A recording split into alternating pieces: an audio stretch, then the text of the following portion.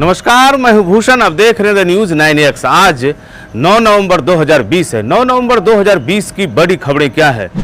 मंगलवार की सुबह यानी 10 नवंबर को 9 बजे पूर्वाह्न से ही बिहार में चुनाव परिणाम आने लगेंगे। सभी प्रत्याशियों एवं पार्टी की धड़कनें बढ़ती ही जा रही हैं। आज की रात किसी के लिए कत्ल की रात साबित होगी तो किसी के लिए नए जीवन की इबारत लिख जाएगी। बिहार में तीसरे चरण का चुनाव समाप्त हो गया है। यह अंतिम चरण था।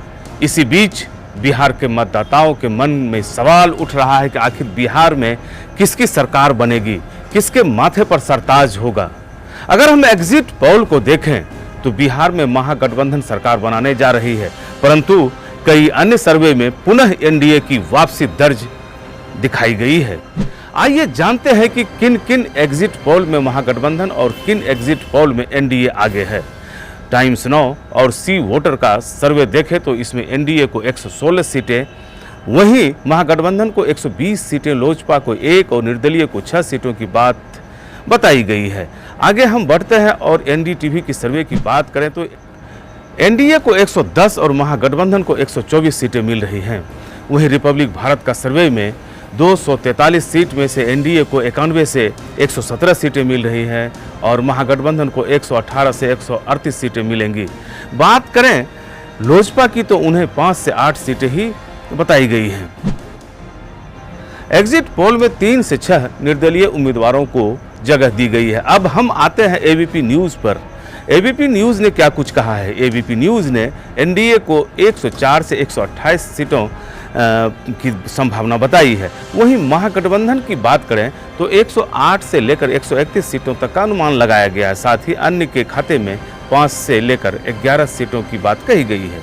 लेकिन हम उस एग्जिट पोल पर भी आ रहे हैं जिसमें एनडीए बढ़त के साथ आगे बढ़ रही है। आपको बता दें कि एग्जिट पोल जो दैनिक भास्कर ने प्रस्तुत किया है उसमें एनडीए के खाते में 120 से 127 सीटें मिल रही है। वहीं महागठबंधन को 71 से 81 सीटें मिल रही हैं, जो कि सभी एग्जिट पोल के विपरीत लग रही है। वहीं लोजपा की बात करें तो 12 से लेकर 23 सीटें आ सकती हैं। बात करें अन्य की तो 19 से 27 सीटें आ सकती हैं। हालांकि यह तो एग्जिट पोल है, जो यह एक सर्वे होता है, अनुमान के आधार पर बनाया जाता है। असली पिक्चर तो कल आएगा, यानी 10 को ही पता चलेगा कि किसके माथे ताजपोशी हो रही है। इधर राजद ने विधानसभा चुनाव के नतीजों को लेकर गाइडलाइन जारी किए हैं। कार्यकर्ता को 2 टूक कहा गया है कि 10 नवंबर को चुनाव परिणाम चाहे कुछ भी हो, संयम बरकरार रखें, जोश में होश नहीं खोना है। पार्टी के आधिकारिक ट्विटर हैंडल पर यह बात कही गई है। इधर प्रशासन ने भी इसके लिए तैयारी तेज कर दी है। चुनाव परिणाम के दौरान न किसी तरह की आतिशबाजी होगी, न किसी तरह की हर्ष फायरिंग होगी। पटना के आईजी रेंज संजय सिंह ने इसके लिए निर्देश जारी किए हैं और सभी थानेदारों को अलर्ट रहने कहा है। अब चलते हैं कोरोना अपडेट की ओर। देश में कोरोना संक्रमितों का अब तक का कुल आंकड़ा 85 लाख यानी 85,53,000 हो गया। इनमें से 79,15,660 संक्रमित स्वस्थ हो गए। अब तक 1,26,653 लोगों की मौत कोरोना से हो गई है। इधर बिहार में कुल संक्रमितों का आंकड़ा 2,22,612 हो गया। इनमें से 2,14,736 लोग ठीक हो चुके हैं। बिहार के पूर्णिया जिले में कोरोना का अब तक का कुल आंकड़ा 7800 के पार हो गया। जिले में 21 नए कोरोना पॉजिटिव केस मिले हैं। इनमें सिर्फ पूर्णिया शहर के 16 पॉजिटिव केस हैं। बिहार में विधानसभा चुनाव के अंतिम चरण के बाद अपर मुख्य निर्वाचन पदाधिकारी संजय कुमार सिंह कोरोना पॉजिटिव हो गए हैं। वे पिछले 3 दिनों से बुखार से पीड़ित थे। हालांकि उनको अभी बुखार नहीं है, फिर भी एहतियात के तौर पर वे होम आइसोलेशन में हैं और इलाज करा रहे हैं। आगामी 12 नवंबर को बॉलीवुड के पार्श्व गायक शब्बीर कुमार बिहार के पूर्णिया में रहेंगे। वे यहां एक निजी कार्यक्रम में शिरकत करेंगे। इसकी जानकारी यहां पैनोरमा हाइट के निदेशक संजीव मिश्रा ने दी।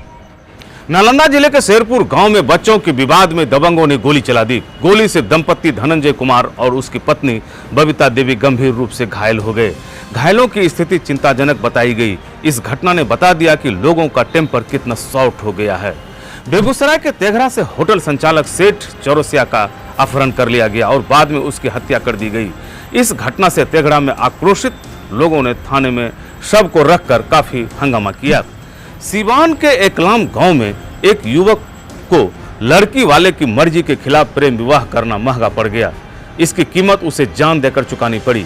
लड़की वालों ने उसे गोलियों से भून डाला। मृतक का नाम दिनेश यादव बताया गया। शॉर्ट टेम्पर ऐसा कि लड़की वाले गिरफ्तार हो गए और लड़की की मांग उजड़ गई। समस्तीपुर के साहिट पंचायत से एक सनसनीखेज मामला सामने आया। आर्थिक तंगी से जूझ रही एक महिला ने पहले अपने 2 बच्चों को फंदे से लटकाया और बाद में अपने को भी लटका लिया। इस घटना में महिला एवं बच्चे की मौत हो गई, जबकि बड़ा लड़का किसी तरह बच गया। देवघर के बाबा नगरी में एक गुट ने ताबड़तोड़ फायरिंग किया। इस घटना में एक व्यक्ति की मौत हो गई और एक घायल हो गया।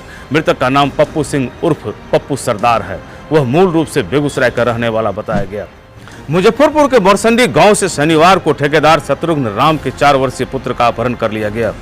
अपहरण करने वालों ने 4 लाख की फिरौती की मांग की है। मामले में पुलिस लगातार छापामारी कर रही है। अपहर्ताओं के मोबाइल को सर्विलांस पर रखा गया है। लखीसराय के किरणपुर गांव के संजय पटेल की हत्या ईंट और पत्थर से कूचकर कर दी गई। लाश उसके आंगन में पड़ी मिली है। परिजनों ने उसकी पत्नी और शागिर्द पर ही मामला दर्ज कराते हुए आरोप लगाया है। पुलिस मामले की तफ्तीश कर रही है।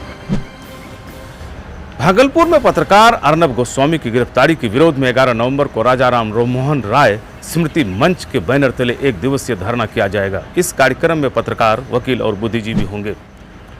दीपावली एवं दीपावली के मौके पर विदेशी पटाखा के भंडारण और बिक्री पर रोक रहेगी। इस संबंध में कई जिलों में प्रशासन ने गाइडलाइन जारी कर दी है। बताया गया कि प्रशासन ने ऐसा एहतियात के तौर पर किया है। पुराने विवाद में मुजफ्फरपुर के एक किसान को घर से खींचकर हत्या कर देने का आरोप किसान की पत्नी प्रेमिया देवी ने लगाया है। घटना गेहुआचक गांव की है। प्रेमिया ने थाना में आवेदन दिया है। उसने कहा है कि उसके पति नवल सहनी को घर से मारपीट कर हमलावरों ने बाहर निकाला और लेकर चलते बने। जम्मू कश्मीर में एलओसी के अंदर घुसपैठ को रोकने में हुई मुठभेड़ में बिहार के कैप्टन आशुतोष समेत 4 जवान शहीद हो गए। कैप्टन आशुतोष मधेपुरा जिले के भदरंधा परमानपुर पंचायत के रविंद्र यादव के इकलौते पुत्र थे। उनकी शादी भी नहीं हुई थी। जांबाज आशुतोष ने 3 आतंकियों को मार गिराया था। पटना के आसियाना दीघा रोड के शिव शंभू नगर स्थित टेरेस गार्डन अपार्टमेंट में रहने वाले व्यवसायी ऋषभ दीप ऋषु ने घर में ही पत्नी के दुपट्टे को फांसी का फंदा बनाकर खुदकुशी कर ली।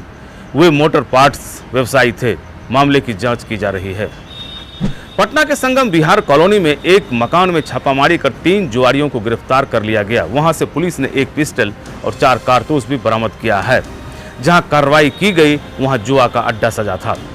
जमुई में कोबरा टीम और नक्सलियों की मुठभेड़ में 200 राउंड जिंदा कारतूस और नक्सली सामान पुलिस ने नक्सली ठिकाने से बरामद किया है। पूर्णिया जिले के मोहनपुर ओपी के लालगंज पंचायत में एक धार में डूब जाने से 6 वर्षीय लल्लू कुमार की मौत हो गई।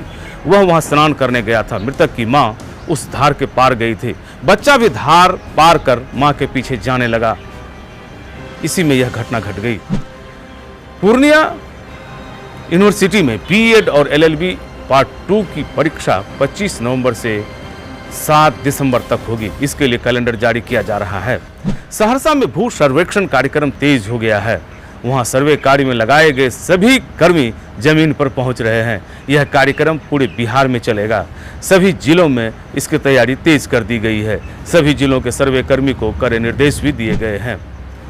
सहरसा में चांदनी चौक पर जमीन विवाद में कुणाल गुप्ता को गोली मारकर जख्मी कर दिया गया। वह काफी गंभीर है।